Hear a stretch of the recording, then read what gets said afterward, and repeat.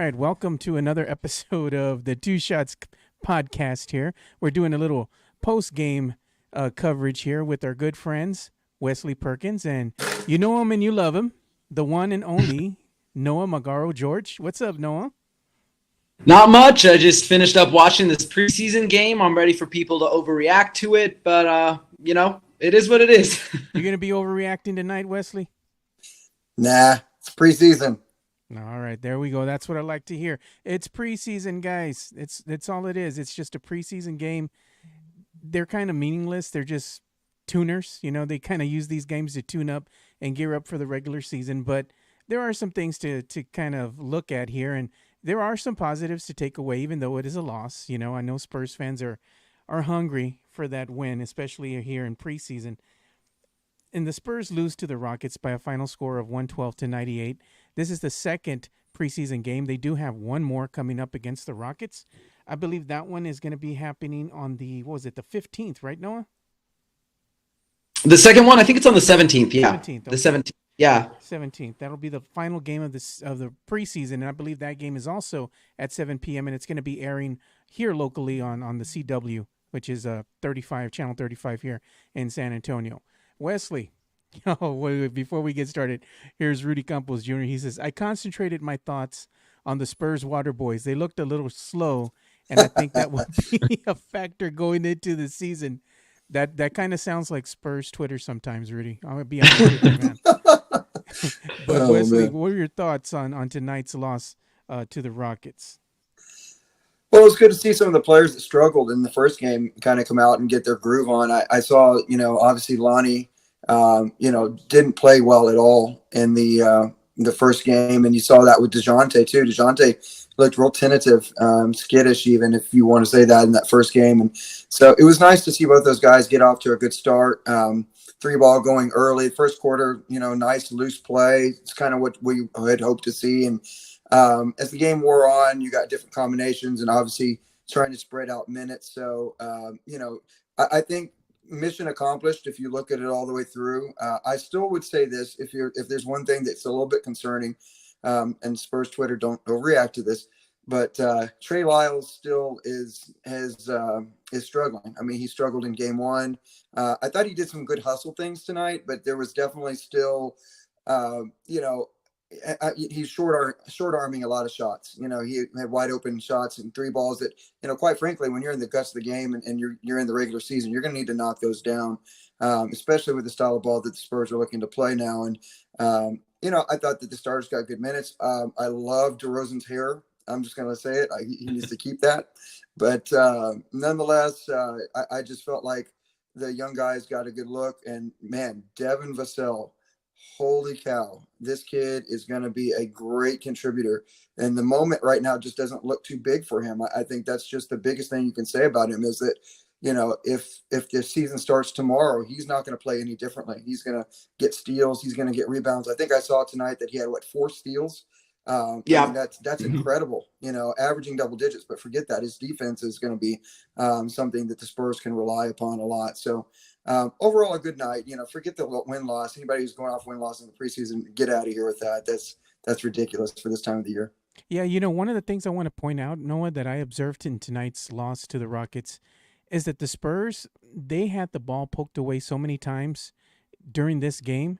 They just weren't taking care of the ball properly. There were a lot of miscues, miscommunication. There were a lot of, mental lapses out there on the court. And it's preseason. That happens, Tonight they had a total of, I believe it was 20 turnovers on the night, compared to Houston's. They had 17, which they had a high number of turnovers as well. But I got to tell you, one of the things that kind of concerns me a little bit, even though it's just preseason, is DeJounte Murray just doesn't quite look like himself yet. He's getting there. But again, we saw him in this game, and he didn't have like a horrible game by any means.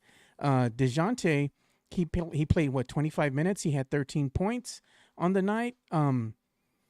He just doesn't seem quite himself. I don't know if you've observed the same thing, Noah. Yeah, well, I guess for me, I'd actually say DeJounte looks just like himself. He did a lot of the same things we saw him do last season, where, they have kind of, in my opinion, miscast DeJounte Murray as a point guard, or if you want to get rid of the position, just a primary initiator. And for me, one of the main things with him is his decision making as a distributor, as a ball handler, right? He loses the ball quite a bit. He gets pickpocketed.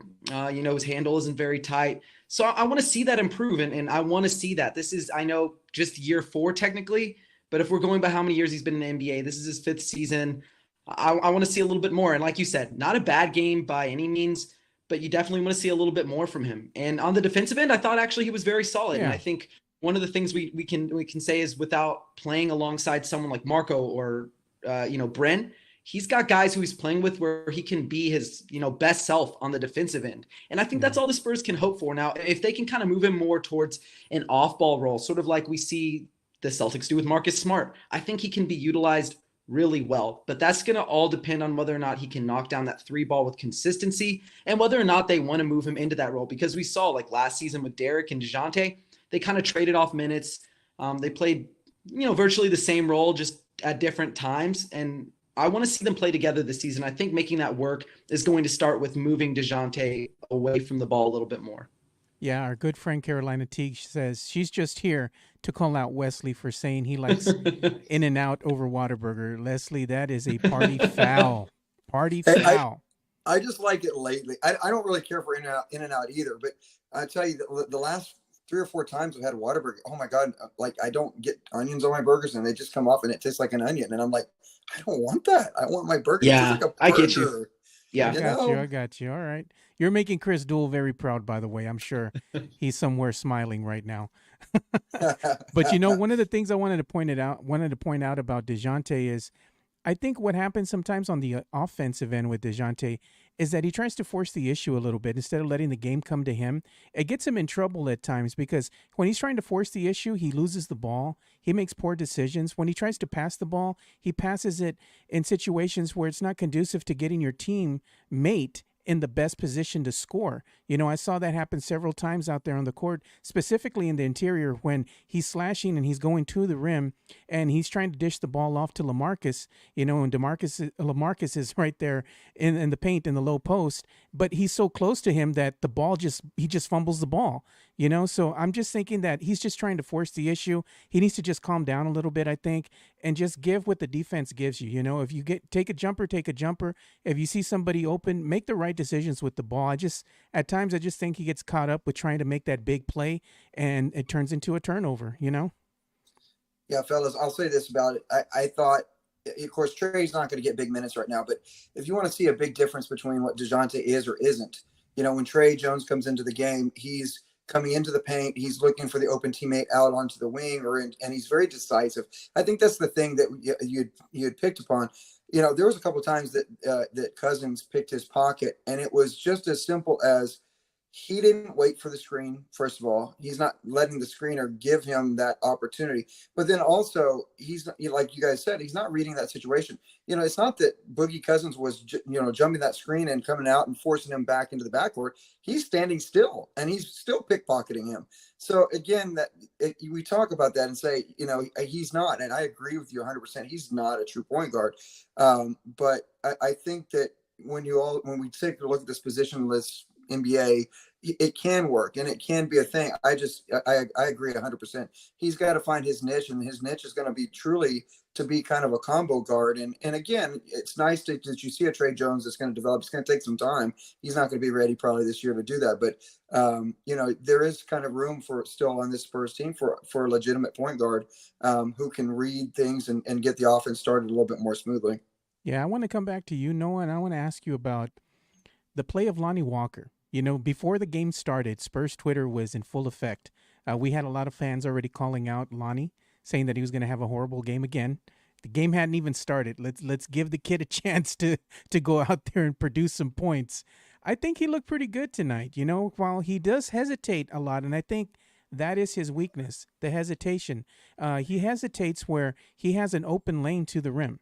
If he's just aggressive, just goes ahead and takes it upon himself, he has an easy layup, he has an easy dunk, but he defers a lot. And I think that's part of what Coach Pop has called upon him, to go ahead and defer, look for the open man. So it's not a fault of his own per se, but I'd like to see him be a little bit more aggressive instead of so hesitant all the time. And what are your observations, Noah? Yeah, so I mentioned this on Twitter a few days ago. It's like, well, this may be the shortest offseason we've ever seen. So, we don't know how these players are going to be able to bring whatever they were working on this offseason into the regular season. And one thing that I wanted to see Lonnie work on was one, tightening up the handle, because right now he's pretty much only a threat as a cutter or as a catch and shoot threat. He's not someone who's very adept at putting the ball on the floor. Like I said, his handle's a little bit loose. And we saw that a little bit tonight. I mean, DeMarcus Cousins, a guy who's about 7 feet tall, probably doesn't run any faster than you and I at, top speed, picked his pocket, went the other way. That's not something you want to see from a guy who potentially may have the ball in his hand more often than he did last season. And then in terms of, him playing too indecisively, I think when you look at that, it's like sometimes he's so fast, he's a million miles per hour, or he's just hesitating. He doesn't know when to attack. And I think that's just a product of him not really having a lot of in-between paces. He doesn't have a lot of change of pace to his game. He doesn't have a lot of shake. He's a little stiff as a player, but one thing I do like about Lonnie, incredible athlete. He's a confident shooter when he gets it going. And I think if he can continue to do that during the season, he can maybe build some confidence, because that's a lot of the game, right? A lot of the game is being confident, knowing what you're capable of, and just making a decision when it's in front of you, not being hesitant, like you mentioned. So, with Lonnie, did he improve this offseason? I'm sure he worked on things. We saw him in the gym. He worked with Jrue Holiday, somebody who's, one of the best two-way specialists in the game. But whether that translates to the court this season, I'm not 100% sure. It's going to, I think, be a night to night thing where he's going to be hot and cold. But I think, he's 22 years old. He just turned 22. So we still got to be patient with somebody like Lonnie, because I think he does have a lot of room to grow as, a scorer, as even a distributor. And I wrote about it for Pounding the Rock. I think he could be someone who, we saw it in the bubble. He found people, off the dribble. He found people in transition. I think if he can continue doing that, he's going to be really valuable to this team moving forward. And I think tonight was a good example of what he can do when he's on. Yeah, the verdict's still out on Lonnie. We haven't even started the regular season, so I think Spurs Twitter needs to be a little patient with them. Quick shout out to everybody who's watching the stream right now. Shout out to Rudy. Shout out to Carolina. Michael De Leon. Joanne Hernandez. What's up, Frank Ramirez? Yes, we're back again. He's a good follower of ours. Been there from day one. He's over in Cali. Joanne Hernandez. Thanks for watching, Joanne. We greatly appreciate you. Let's go ahead and see what some of the guys said. Frank Ramirez says Murray needs to step up.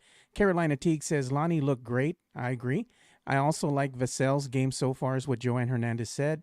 The Dre Show, watching us from Periscope right now, says James Harden looking like he ate all the tacos. Oh, he had a lot of time off. Yeah. Carolina Teague says Trey Lyles disappointed me. Joanne Hernandez is saying, she's replying to Carolina and saying he looked very sloppy. And the Dre Show again says, laugh out loud, thinking you can run faster than a 7-foot NBA athlete. No, I don't. Maybe Noah does, but I know damn well I can't. Oh, I didn't mean it literally, but yeah, maybe some people might be able to. He looked pretty slow. Yeah. He looked pretty slow out there. I don't think I'd be able to. But, let's go ahead and, hey, what's up, Javier Castellano? Hey, what's up, Javier? Thank you for watching from YouTube. I wanted to circle back and come to the star, that everybody's looking at right now, a star in the making, should I say, and that is Devin Vasile. Everybody's been enamored by the play of one Devin Vasile, one of our higher picks in the draft in some years now at number 11. And I got to tell you, Noah, a lot about this kid. This kid has looked great since the first game of preseason, plays well off the ball, passing lanes, plays those well. His length is an issue. He has just enough speed to keep up with his defenders, the players that he's defending on any given night. He can go up there, disrupt the ball. You like his basketball IQ as far as him making the right decisions. That was on full display tonight as well. There were a couple of plays that I think are warranted of some recognition. One of them in particular, I saw him come up and he dribbled the ball to the top of the key. And then immediately he knew he needed to be the aggressor. He was aggressive going to the rim. Even though he did not finish, he got fouled, which was a smart play because he gave a real subtle ball fake in order to get to the rim, to shake his defender. So the kid has a really good basketball IQ, and he is fearless, as DeMar DeRozan has said. Tell me more about this kid, Noah. I want to know more about Devin Vasile. Yeah, so Devin Vasel comes from a really great Florida State University program, coached by Leonard Hamilton. And a lot of people didn't really think he had a ton of potential as a scorer, as an offensive player. I was kind of hesitant to tell people they were wrong. But if you look at what they do at Florida State University, it's an equal opportunity offense. They spread the wealth. They had 12 guys playing at least 10 minutes per game last season. So a really deep rotation. And he got a lot of his offense in the flow of the offense. You know, they weren't really running a lot of plays for him. They weren't saying, hey, go get us a bucket. And, you know, he still led them in scoring. He even had a point where he scored 18 straight in a conference game that helped them win a game. And I like what he brings to the table as a defender more than anything. So, like you said, great length, great instinct, fastball IQ off the charts on that end. It's just like he's playing a step ahead of everybody else. He's playing the passing lanes. He knows where to be. He knows when to stunt, when to dig. And there's just a lot of things to like about him. Now, one thing I think we should watch out for, as Spurs fans, is his on-ball defense. That's an area he still really has to develop. He's very thin. He's going to be moved out way pretty easily, and we saw that. You know, guys blow by him, or even if he's able to stick to them, they can lower the shoulder, kind of displace him. That's going to be something that's going to happen. But if the Spurs can utilize him properly, which I think is putting him maybe on one of the worst offensive players who are on the court, that gives him the freedom to kind of roam and be that defensive menace, the guy who can gamble in the passing lanes, get you deflection, steals, weak side blocks. So I'm really excited to see what he can do, because he's somebody who I said the minute he was drafted, this guy's going to play in San Antonio as a rookie. There's no need to put him in the G League system. Even if there is a G League, it doesn't matter.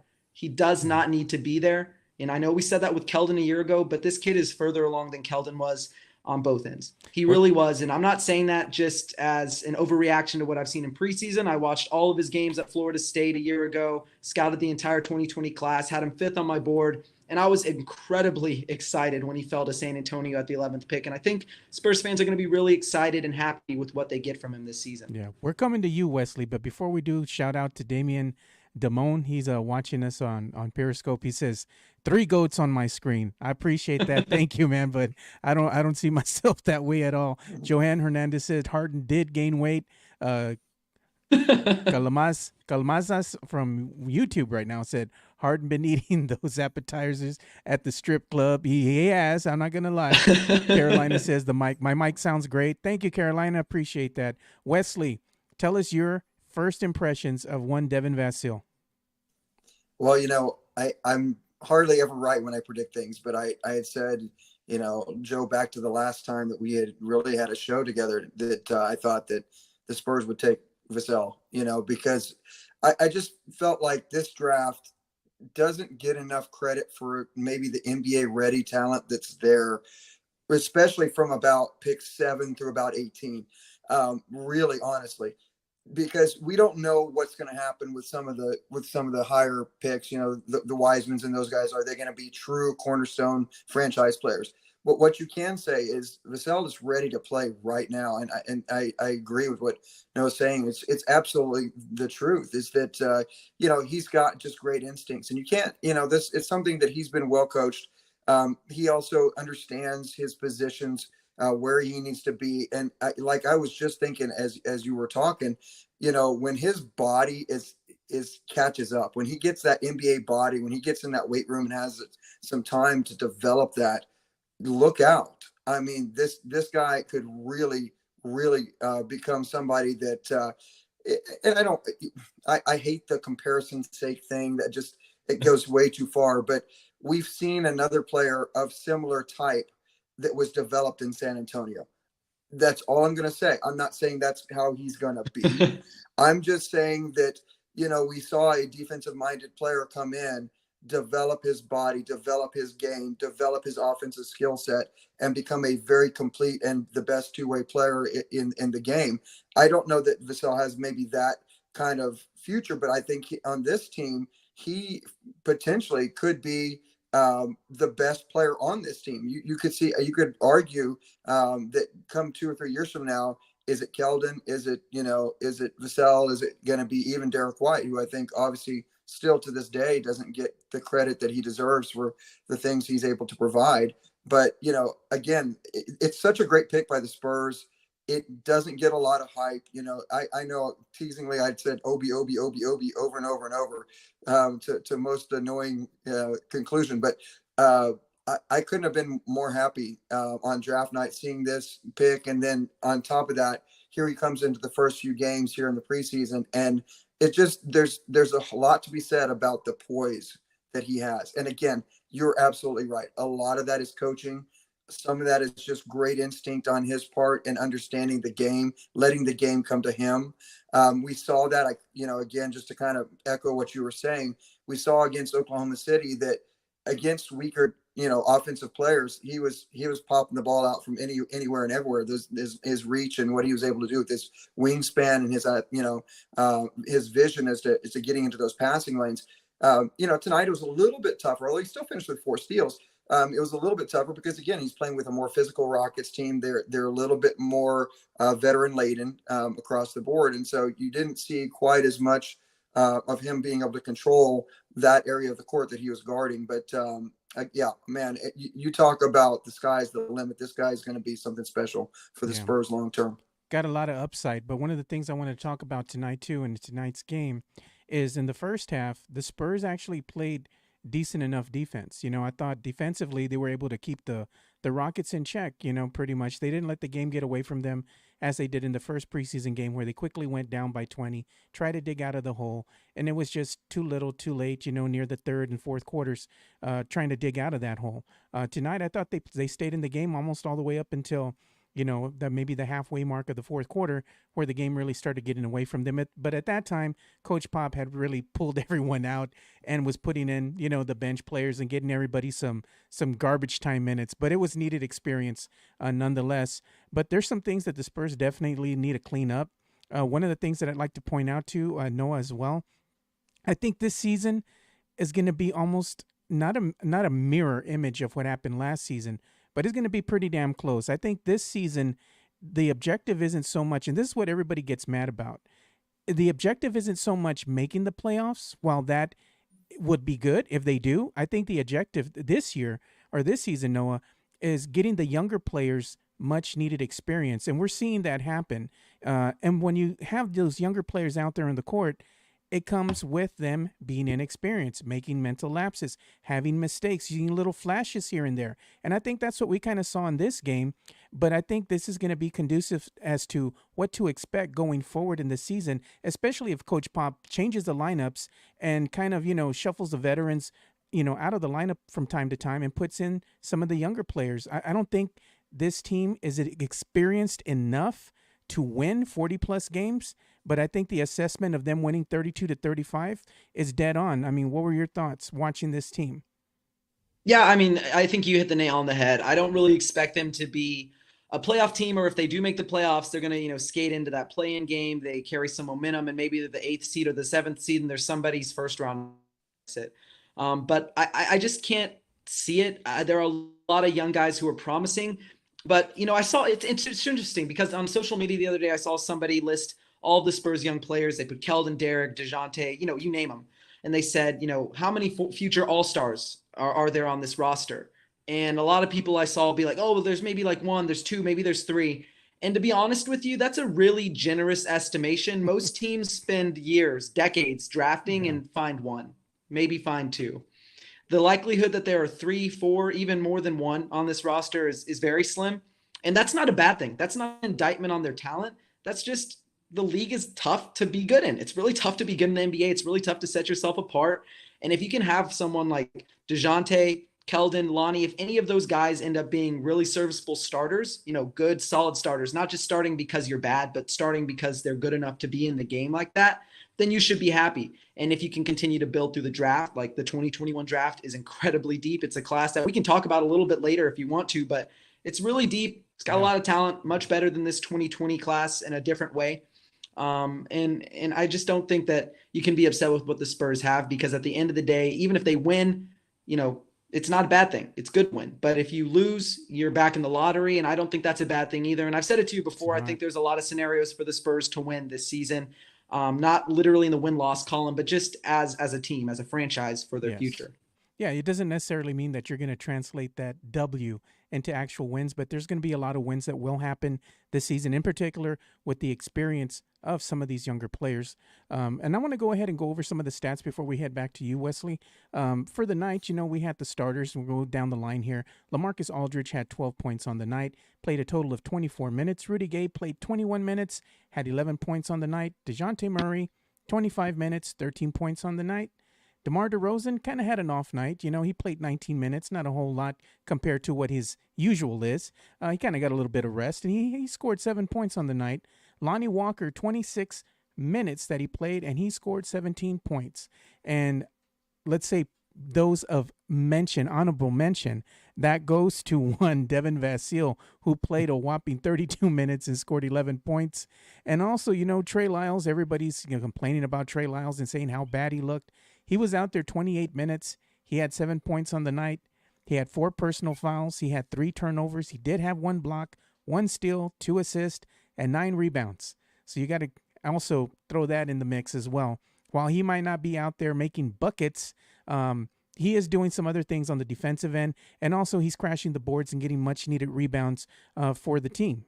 So he's actually has some usefulness out there if you're really looking at the game from the aesthetic of it being a whole game and not just looking for the offensive production, but all the other little things that go on, the little nuances inside the game itself.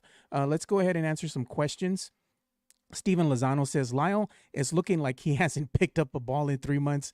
He does look a little rusty, but it's preseason. It happens, The Dre Show says Kawhi weight out at 227 pounds at draft. Vasel is under 200. Knee-jerk Spurs fan take. Joanne Hernandez says, replying to Steven Lozano, for real, okay? And then The Dre Show says, Vasile would be lucky to get to 227. Steven Garrett says Pop needs to focus on taking threes, minimum 32 a game. Wow, we're not the Rockets, dude. We took, I think we took what? We maybe had 10 attempts from the Beyond the Arc tonight, something like that. Joanne Hernandez says, can someone tell me why Aldridge is playing outside ball? He's trying to spread the floor a little bit more, open up the game for his teammates. So he's attempting to take more threes. That's the logic behind the whole him taking more 3-pointers. Were you gonna say something, Noah? Yeah, I was gonna comment on 2 things. So one, the Vassell comment on him not being anywhere near Kawhi in terms of weight. They don't play the same position. They don't play the same style of basketball, and they're not the same player. They don't have the same body build either. Vassell's somebody who's lucky if he gets over about 215. That's just what his frame looks like it's capable of holding. Kawhi Leonard could probably be at 230 and be just fine. So they're completely different players, completely different frames, completely different styles, where Kawhi was a terror on ball and Vassell is a terror off ball. So they're not really comparable. So anybody saying, well, Kawhi, saying he's going to be as good or anywhere near as good as Kawhi, they're not really comparable. They're different players altogether. And then the Lamarcus thing, would you rather him shoot, the mid-range, which is, it's fine if you're open, but it's analytics tell you it's probably the most inefficient shot in basketball, or do you want him shooting a 3 where he shot 39% on 3, almost 4 attempts last season? And I think I'd take the latter. Yeah, I'm going to answer a question here from Pothole from Periscope. He says, answer me, Joe.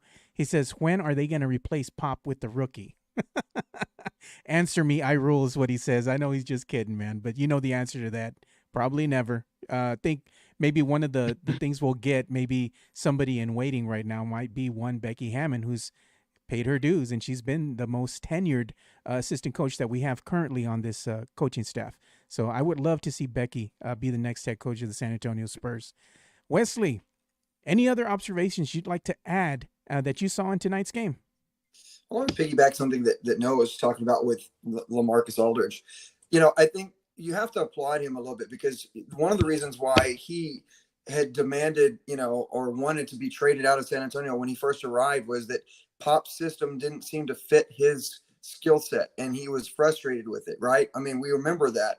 And that was one of the main reasons why Pop sat him down and talked to him, and, basically, hey, give me a second chance. And, it led to another contract.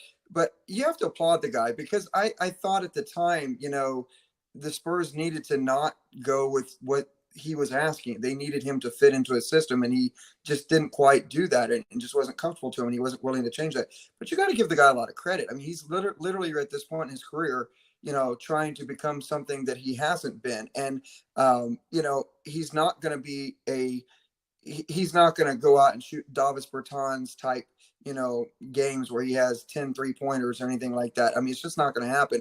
But you do have to applaud him because he's willing to concede the fact that the best thing for the Spurs team is to let this young core, as I like to call them, the young Spurs 4 core, get together and start to play and figure out what they can do together. And I think he can be a big part of that. I think he realizes that this is something that if he wants to continue into the league, he's later on in his years. He's 35 now, right? I mean, if he's going to continue to play up into nearly that 40-year range, he's going to have to develop that skill set because no longer is the drop down into the post thing going to be what can be counted upon for his skill set. So yeah, I mean, I know it's not the prettiest thing, and of course I'm the first one to tell you that I'm really still a little uncertain, if you want to be honest, what and when is going to be the best way to work with Lamarcus. Is it going to be before his contract expires and runs out, you go find some pieces that you can get for him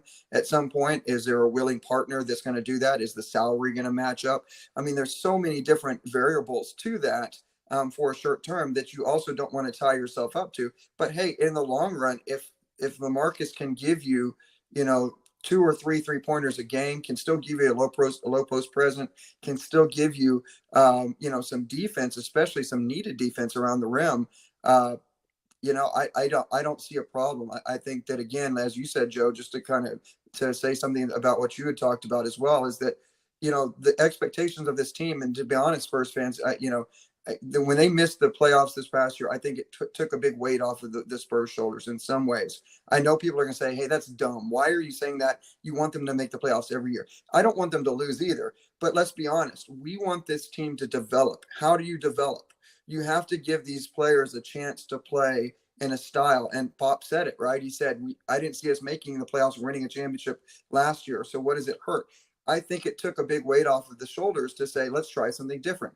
And the last thing I'll say is this: anybody who's got their expectations up in the clouds because they went 5-3 in the bubble, you're going to need to come down off that high, because that's a small sample size, and teams didn't have tape on the Spurs. They didn't have film to watch. They didn't have a way to see how they were going to react to them. They were reacting live to what was happening, which wasn't the typical Spurs way to play basketball. They're going to get scouted, and night to night, they're going to get figured out. And there's going to be a grind. There's going to be a 3 or 4 or 5 game losing streak in there somewhere that, we're going to start to question and go, oh man, this is all, blow it all up, blah, blah, blah, blah.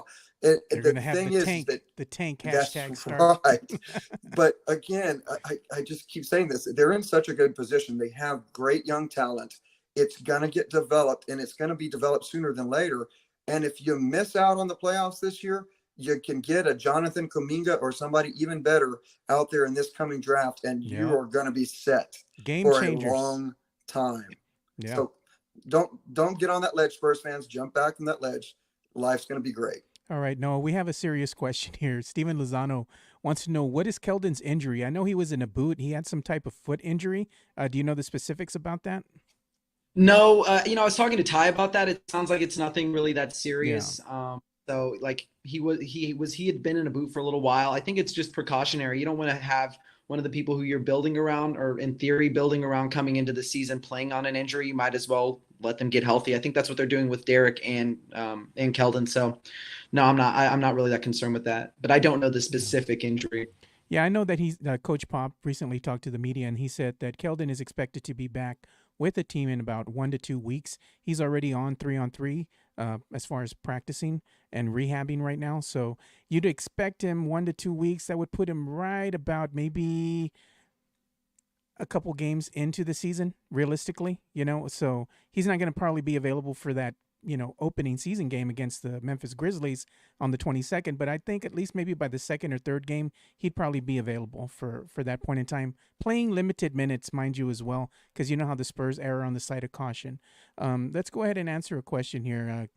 Galmaza from YouTube saying, Jakob Poeltl needs to work on his free throw shooting. I think we kind of all agree with that assumption. He does need to work on his free throw shooting. Stephen Garrett says Lamarcus needs to set a high pick and roll to the three and let it fly. So I'm like, okay, he can go ahead and do that. Yeah, So and I think if we're talking about Lamarcus real quick, I know we don't really want to see him shoot like 10 threes a game. yeah, That's not realistic. We don't want to see him shoot 10, but if he's open, he might as well. And if they're trying to shop him at the deadline, because I don't think he plays a big part of the future of this franchise, I think if you look at somebody like Brook Lopez, the guy shot 43s 8 years into his NBA career, and then suddenly he was shooting 6, 7 per game. I don't think that's an unrealistic mark for Lamarcus, and he's someone who can knock it down. If he's open, then you do. And I see him as someone, if you lower his touches, you lower his volume, but you raise his three-point volume so that three-pointers consume more of his offense. That way you can still keep everyone else involved. You can still get him, a few touches, but reduce it while still, keeping him impactful. So I don't know what to expect from him or this team this season. But with Lamarcus, I think the three-point is going to be his friend. The three-pointer is definitely going to be his friend this year. I think so too. Even DeMar DeRozan had said that there's been some times in practices where Lamarcus Aldridge has gone off and has hit multiple 4-point plays. So that's something that's promising right there. And I agree with you. The least amount of touches that Lamarcus gets, that's going to open up the game more for the younger players, for them to get some minutes, get some touches, and possibly translate those into points out there for the team. And I'm all for that. But again, it comes with some give and take. You want something, you got to give something else up. And I think Lamarcus is going to be not a completely different type of player, but I think he's going to be comfortable with the role that he's given, knowing that they're going to develop these younger players and it's going to be conducive to the Spurs, maybe even getting into the playoffs. And when you get there, you want to go further than the first round. Well, this is the growth that is needed now rather than later, Joe, speaking of touches, I just want to briefly mention this. The best version of DeMar himself was also we saw this in the bubble where he let the game come to him, and he allowed the youngsters to probe and get shots for each other. Derek was a big catalyst with that, if you remember. And what you saw was not the DeMar DeRozan who would dominate the ball in the first, second, third quarters and then run out of steam and be called upon to try to win a game for them in a fourth quarter like the regular season. I'm real curious to see, as we get ready to start the regular season here soon, what kind of DeMar DeRozan we're going to get. Are we going to get that player who allowed and his leadership and his guidance to kind of become fourth quarter DeMar, where it was like, okay, I'm getting everybody involved. I'm making sure the flow of the game's where it needs to be. And then, okay, it's my time.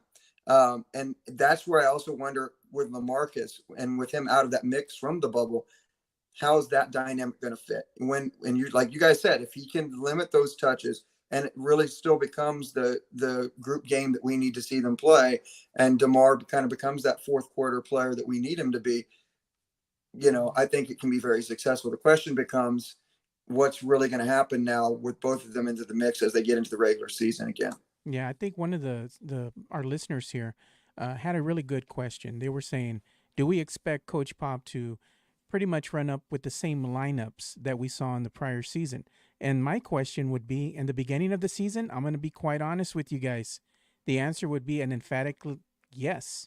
You're going to probably see the same lineups. You're going to see a heavy dose of veterans in the starting five with some of the younger players mixed in. While later on in the season, the lineups can change, which I'm sure they will, and they're going to change numerous times, as we've seen going back to last season, Noah and Wesley. In the beginning, you're going to expect to see what Coach Pop believes is going to be the lineup that will give the Spurs the best chance to win. And unfortunately, it might not be what the Spurs fans want. But again, we're not Coach Pop, so we don't get paid those big bucks to make those decisions. We can just be the armchair guys on the couch. So closing here, final thoughts. We'll go ahead and start with you, Noah. Anything that you can kind of shed light on for Spurs fans about the upcoming season? Sure. I think we should look at this season as sort of an experimental season. Don't come into it with high hopes. Wesley mentioned it earlier. 5-3 in the bubble is not the same as the regular season. You know, the facts are that they played a lot of teams missing starters, a lot of teams sitting their star players, a lot of teams playing guys who would otherwise be on G League rosters. And the Spurs benefited from that and them not having tape on them and them playing a completely different style of basketball. And more than anything for me, this season should be one that they look to move off of Lamarcus, DeMar, and Rudy Gay. And I know we don't want to hear the word tanking. And I know it's like this word that everyone hates, that it's not something they want. It's taboo. But for me, if you're the Spurs, you can do so organically. And I know that sounds counterintuitive, but if you move on from those guys, a lot of times we see with inexperienced teams, they don't win a lot of games. Young teams do not win a lot of games. But what you can do is set up those young guys better to develop for the future, get them as many touches as possible, let them make mistakes, let them learn on the fly. And if in the process you get one of those generational talents in this draft class, you've really set yourself up well for the future. So I know we hate tanking, but I'll leave it on this question. And I'll also answer the question. How many teams have won a championship without a superstar? Probably 2 in the last 50 years. You've got the Spurs in 2014, and you've got the Detroit Pistons, who beat the Lakers dynasty. They had several all-star / star caliber players, but no superstars. Yeah. That's pretty low odds. And if you're in the NBA right now, a prerequisite is almost having 2. You got LeBron and AD. You've got Jokic and Murray. You've got guys like Jimmy Butler. And if you want to throw in Bam Adebayo, he's quickly approaching that territory. So it's not easy to win. And if you're looking to win, what did the Spurs do when they were winning? They had a Tim Duncan. They had a Manu Ginobili. They had a Tony Parker. They had David Robinson. Nobody on this roster is that caliber right now, but there can be. There can be if you end up getting into the lottery, the top of the lottery, and you already have a great infrastructure with other really solid young talent. I know we hate to hear it, but organically tanking may be in their best interest.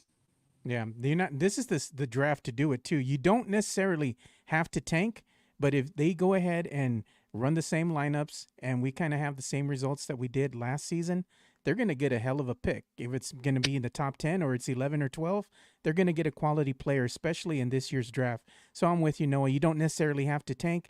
Build for the future. Get the young bucks some minutes. If you make the playoffs, it's a plus. If not, we got the draft to look forward to. So I'm excited about that. In closing here, Wesley, final thoughts. Yeah, I'll just say this for some excitement going into the regular season. You have to be excited. A lot of Spurs fans really got a little disappointed that there weren't big moves, or, let's be honest, the Spurs didn't have cash, folks. I mean, it wasn't like, they were going to go out and sign, some big free agent. And there really wasn't a big free agent. And what they did do that you should be very excited about is they locked up their people. Yeah. They made the changes necessary. They shed some of the players that weren't really providing what they needed to. They got rid of your boys, Marco and Bryn. I know you were sad about that. 85% less chance of bricks now, right? But nonetheless, that's exciting in itself. But, just to kind of piggyback again, if you look at them, if the Spurs are in the Eastern Conference, they're probably a playoff team or very close to it, or at least a better chance to be in a playoffs. Yeah. But now you look at the Western Conference, and we could spend all night long talking about it. And there's about 9 or 10 teams right now that are deeper than the Spurs are, that have as good a talent and have probably played a little bit more together. And I'm going to tell you this, guys, and I know we don't want to hear this in a season. Joe, you asked about, if they're going to keep these same lineups. I say question mark. And the reason is COVID, pandemic. Yeah, because you're going to have 15 players, at in the roster that you can interchange. It really, and let's pray and hope that does not occur. But you just don't know. You could lose 2 or 3 players. That it's going to happen for a couple of weeks, and now you're playing some lineups with younger guys that normally would be in the G League and doing things from that perspective. So, this whole season, I just want to put it in this one way, and then I'll kick it back to you guys. And that is, let's be thankful. The NBA is in full swing. We're going to get to see basketball. Eventually, we'll probably be able to have fans in arenas. Let's be thankful. It's a great game, and let's enjoy what we see. And again, there is no lose here. If they don't make a playoff run, we're going to see another staple piece come to this franchise, and they're going to be set for so many years to come. Yeah, I agree. So my final thoughts in closing here, just keep an open mind. Understand going into the season, Spurs fans, the objective isn't to make the playoffs. It's to get much needed experience for this younger team, as we stated. And if they don't make the playoffs, all is not lost.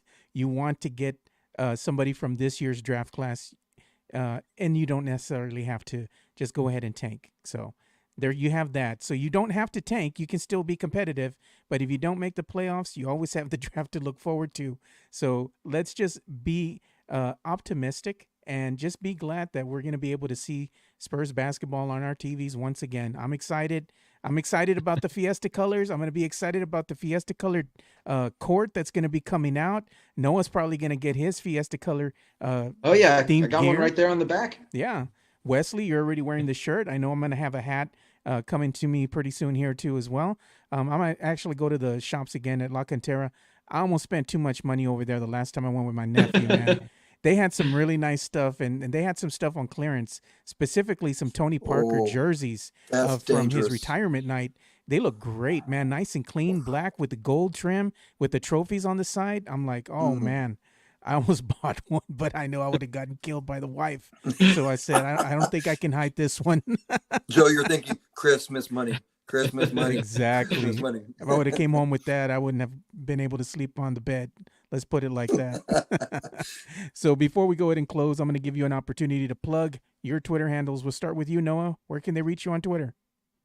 Yeah, @in_Magaro, Magaro. There you go. Make sure you go and give Noah a like and a follow on Twitter.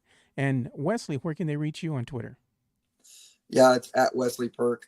I did put out a poll early this morning, so go vote on it. It asked the same questions we were asking tonight. Are the Spurs going to make the playoffs? Are they going to get into the play-in and miss out? And the third one is, are they going to the lottery? So real curious to see some answers on that. Okay, well, go vote. And you can also reach me at Two Shots Podcast, all spelled out, TWOSHOTS Podcast. And, you know, I can talk with you about anything from the world of sports. It doesn't even have to just be Spurs.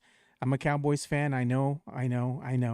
So if you want to throw some shade at me, go ahead. If you want to talk about anything going on in the world of streaming, you know, I'm a big guy that loves to watch Netflix and Hulu and everything else like everybody else right now. Since we can't go to the theater, we got to stream stuff. So if you find a show, let me know what it is. I'd like to see something new. And as long as it's exciting and action-packed, that's a plus. I don't do scary movies so much because the wife got me burned out on it, but that's a podcast for another time. They don't faze me anymore. Let's just put it like that. Okay, so we're going to go ahead and bring the show to a close. So for Noah, Magaro George, and Wesley Perkins, I'm Joe Garcia. Thank you guys for sticking around and watching another episode of the Two Shots Podcast. And like we always say, spread the love, stop the hate, be kind. We are out. Peace.